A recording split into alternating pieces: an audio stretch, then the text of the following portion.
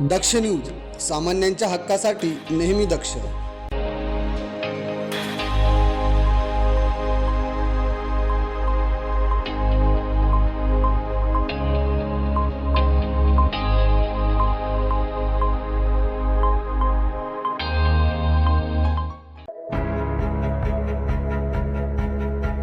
पेठ तालुक्यातील मराठा विद्या प्रसारक समाज नाशिक संचलित अनुदानित प्राथमिक, माध्यमिक व उच्च माध्यमिक आश्रम शाळेतील इयत्ता 12वी कला शाखेत शिक्षण घेत असलेल्या पूजा रमेश वरठे या विद्यार्थिनीचा उपचारादरम्यान दुर्दैवी मृत्यू झाल्याने संपूर्ण पेठ तालुक्यात हळहळ व्यक्त करण्यात येत आहे.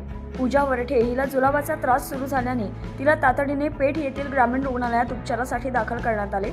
रुग्णालयात प्राथमिक उपचारादरम्यान तिला सलाईन लावण्यात आले. मात्र सलाईन सुरू असतानाच तिला अचानक हुडहुडी येऊन प्रकृती अधिकच खालावली व ती अत्यावस्थ झाली.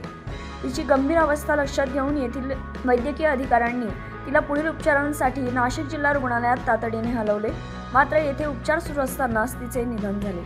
या घटनेमुळे विद्यार्थिनीच्या कुटुंबियांवर दुःखाचा डोंगर कोसळला असून परिसरात शोककळा पसरली आहे.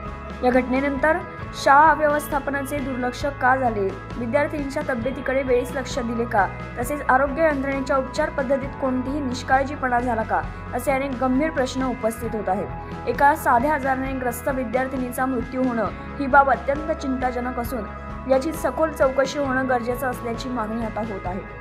दरम्यान सध्या विद्यार्थिनीच्या मृत्यूचं नेमकं कारण पोस्टमॉर्टम अहवाल व वैद्यकीय विश्लेषण अहवाल समोर आल्यानंतरच स्पष्ट होणार आहे.